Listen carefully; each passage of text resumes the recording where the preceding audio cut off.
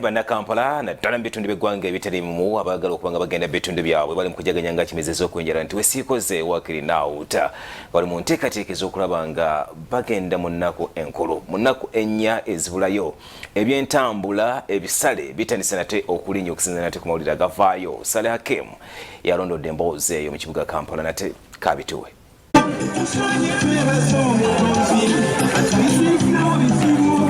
Newankubadde enkuba ekedde kufudemba wabula tekiremesezza basaabaze kwebagajja ngugu zaabwe kugenda mu byalo gye bagenda okuliira ennaku enkulu. Bw'otuuka mu kibuga Kampala kayisa nnyo kokka anti buli gw'oyitako entunula ye ekulagira ddala nti agenda mu kyalo. Mu paaka enkadde bangi balabiddwako nga bakonkomadde era nga balinda mmotoka zibatwala gye balaga.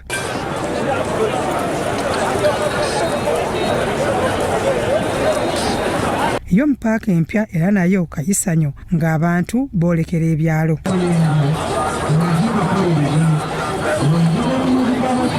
Okusinziira ku baddereeva abamu bagamba ku luno abantu bajumbidde okutambula era ne babakuutira okukuuma obulungi ebitereke byabwe. Tulaga tulabayo kama watuyamba ne kugenda bwetu tegeeza naffe tujja kubagulira abantu baffe engoye n'ennyama ebisawo bingi abakola ki ebifaanagana omu agenda n'ekisawo kya munne naye kirungi olwo bw'atuuka eri akubira oli essimu amwere wena tuta ekisawo kitali kyabo.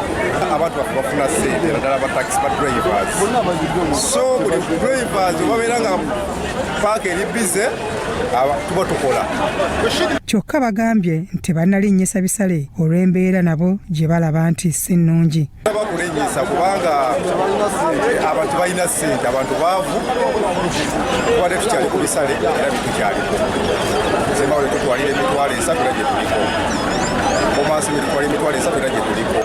Nti twongeza ssente okusinziira ku kibaawo ekitwongeza ssente ebiseera ebisinga nti abantu abasinga bava mu bibuga nga bagenda mu byalo bwe muba muva mu byalo tewali bantu badda naye essaawa eno tukyafunayo abantu 2-3 bava mu kyalo okugyeva. Ku siteegi eyamutukula baddereeva bo benyamidde olw'ekkuba ebbi eriyinza okubaviirako obubenje mu nnaku zino enkulu. Lubi nnyo nga bw'owulira nti nnyo ebinnya biyitirivu sepulingi zikutuka okufi moloka zigwawo bubbi. Wabula abasaabaze abamu basambazze ekyabano okugamba nti balinnyisizza bisale nga bategeeza nga bwe byalinnye edda era nga agenda ekyotera atwalibwa wakati w'emitwalo 5 n'engugu ye. Era biri bya bulijjo byo twabimanyi embeera lwe wabaawo okwongezaamu wabaawo tujja tubimanyi. Era gye bagula ebinaffe gye tugula ettooke lyatuuse ku mitwalo 10 ennyama ebadde ku 3 kati eri 1 ate nga gye bagula naffe gye tugula amafuta agaganya okukka ate gavumenti eremeddwa okugagibeetinga. Yo ku siteegi eya Mityana Mubende Kasanda eyali yateekebwa ku muggalo etandise leero okukola.